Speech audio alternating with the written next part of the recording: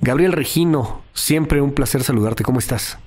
Luis, muy buenas tardes a ti y a todo el auditorio. Oye, Gabriel, varias preguntas, por supuesto, luego de la conferencia de prensa ofrecida ayer por el procurador Jesús Murillo Caram, pero primero, ¿qué te pareció? ¿Qué lectura le das?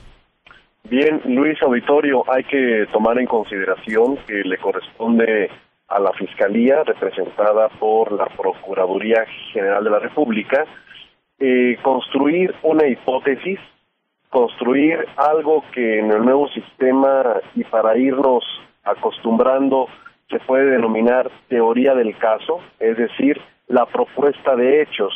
Esta propuesta de hechos, esta versión, la construye la autoridad que al momento de llegar a un proceso se convierte en parte. Y es una versión que tiene que soportar y acreditar con elementos de prueba. Esto no significa, bajo ninguna circunstancia, que por el solo hecho de que sea la versión de la Procuraduría, sea la versión real, sea la versión final, puesto que todavía falta la contrarréplica que podrá ser la defensa de las personas detenidas, el proceso penal que va a durar muchísimos meses, vaticino años, y la única verdad es la que emitan los tribunales federales de nuestro país, y para ello todavía hay una larga data.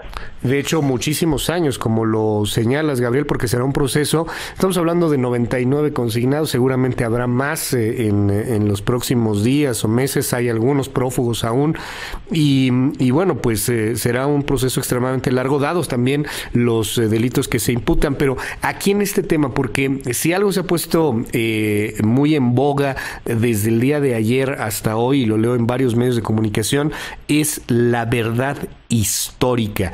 Cuando así lo señalaba el procurador Murillo Caram el día de ayer, pues varios nos cuestionábamos qué es la verdad histórica, en qué se puede diferenciar de la verdad jurídica. Bueno, hay algunos análisis inclusive hasta de la verdad filosófica, etcétera, etcétera. ¿Qué es jurídicamente hablando, Gabriel? ¿A qué se refería el procurador con la verdad histórica? Es un término que emplea el Código Federal de Procedimientos Penales. Ajá. Y lo establece como uno de los fines del proceso penal: descubrir la verdad histórica de los hechos. Es decir, en palabras llanas, descubrir qué sucedió. Okay. Quién cometió un crimen, con qué lo cometió, cómo lo cometió, por qué lo cometió, entre otras interrogantes que sobre este particular llegan a existir siempre en los eventos de carácter delictivo. Es una frase netamente legal, prevista en el Código Federal de Procedimientos Penales. ¿La verdad histórica la puede declarar la Procuraduría? ¿No es la verdad de los tribunales? ¿No es la verdad que se da hasta que haya una sentencia? Jamás. Jamás. Hay que recordar, Luis, auditorio, que en nuestro país hay dos tipos de juicios: el juicio mediático y el juicio legal. Las autoridades encargadas de la investigación de los delitos, las fiscalías, acostumbran apostarle al éxito mediático y declarar ante medios que un hecho ya está consumado, está comprobado, y apuestan a la sentencia y al juicio de la opinión pública, con gran detrimento, desde luego, a la función jurisdiccional, pues son los jueces quienes son los que tienen la última palabra. Es su función del Poder Judicial declarar si un hecho es o no delito y si una persona es o no responsable. Hay que recordar, Luis, auditorio, varios casos que ya hemos tenido oportunidad de comentar contigo, como el caso de las personas que fueron detenidas en Querétaro, indígenas acusadas de secuestrar a AFIS, el caso de Florence Cassés, hay cantidad de casos que nos dicen pasó esto y al final del día no sucedió. Y sobre este particular, Luis, auditorio, algo muy importante. Ayer se nos presentó una producción audiovisual en la que vemos a varios personajes dando una versión.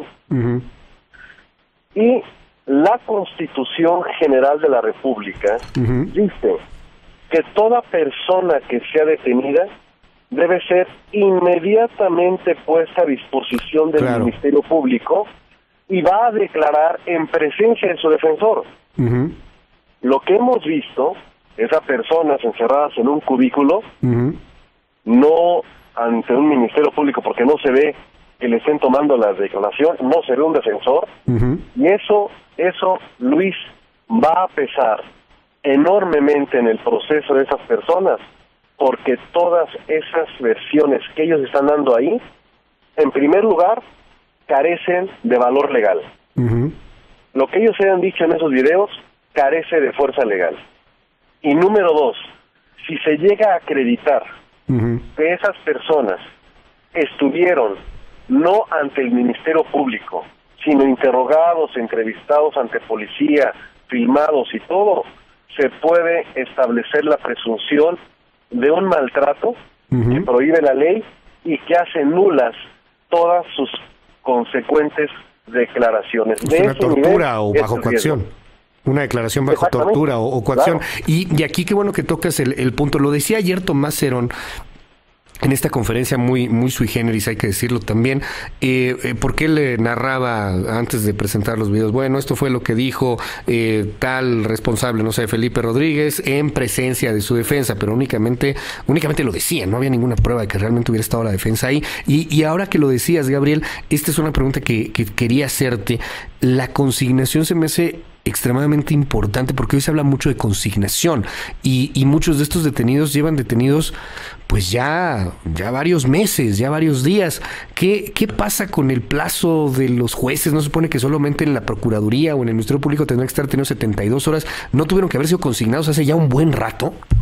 Absolutamente, y puedo partir, Luis Auditorio, de la certeza Ajá. de que cuando el procurador habla de consignación, lo habla en la construcción de un discurso.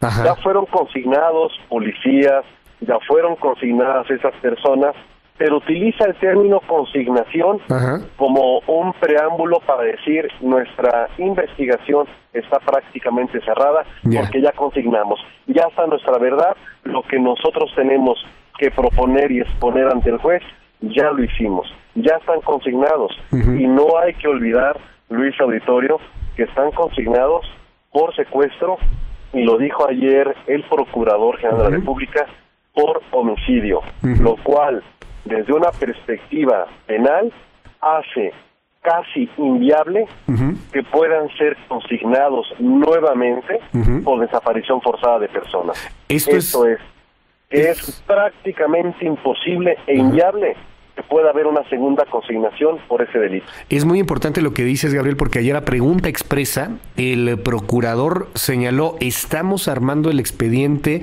para poderlos consignar también por desaparición forzada, pero nos estás diciendo, esto va a ser legal y jurídicamente casi imposible. Ya lo consignaste por una, no lo puedes consignar por dos. Porque estarían recalificando la conducta, estarían atentando con principios básicos del derecho penal, del derecho procesal penal. Al momento en que se les acusa de secuestro en la modalidad o la finalidad de cometerle daño a una persona, y se comete, que es el homicidio, por el que están consignando, porque dicen ya están muertos, ya dan por hecho que están muertos, se integra un tipo específico, un delito específico de la Ley General para prevenir y sancionar los delitos en materia de secuestro, que están castigados, sí, de manera muy alta, de 50 a 100 años de prisión, pero ya se cometió entonces ese delito. Sí, ¿Cómo claro. se le va a acusar ahora de desaparición forzada si no se están dando los elementos de un delito diferente, si ya los consignaron por secuestro y homicidio?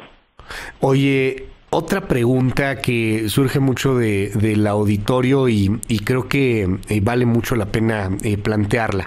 En un supuesto, que es el que estamos viviendo desgraciadamente, en donde sí, no hay restos, vivimos un país de salvajes y lo sabes, Gabriel.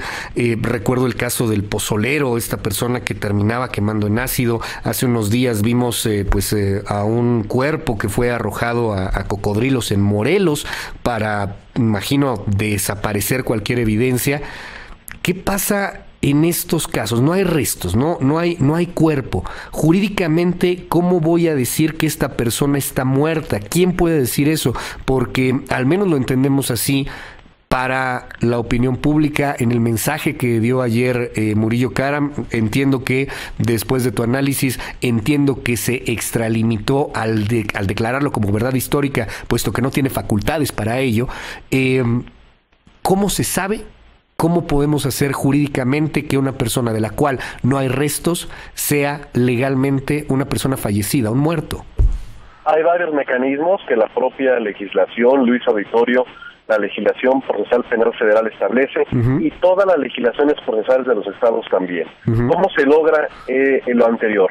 Desde luego que tiene que existir una averiguación previa, una denuncia, una investigación, sí, una investigación científica de la policía, tiene que haber dictámenes periciales. Si el cuerpo no existe, si el cuerpo no está, tiene que haber un estándar probatorio suficiente para determinar que una persona que antes tenía vida, por declaraciones de testigos, por búsqueda, por localización, por interrogatorios a terceros y por elementos de prueba que se puedan recabar en la posible escena de los hechos, lleven a determinar sin lugar a duda razonable que la persona ha perdido la vida y que el cuerpo ha desaparecido.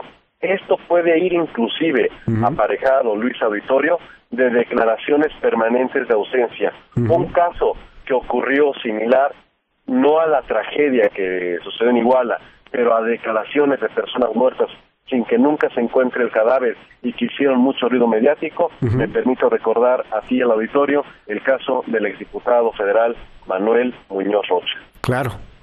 Y, Gabriel, ¿quién lo determina al final? ¿Un juez? En este caso, cuando se hace la declaración de ausencia, lo hace un juez y es un elemento adicional al Ministerio Público que en su averiguación previa le permite determinar que hay homicidio, que el hecho existió, pero este grado de certeza tiene que demostrarse ante la autoridad judicial en un proceso penal. Es decir, esta certeza de la que ayer habló el Procurador General de la República tiene que tener un rango de fortaleza jurídica que el juez del proceso lo admita, porque puede darse el caso que para una autoridad judicial el rango probatorio de la PGR no sea suficiente para establecer que hubo un homicidio. Legalmente hablando, Gabriel, en estos momentos los normalistas están vivos. Legalmente están desaparecidos.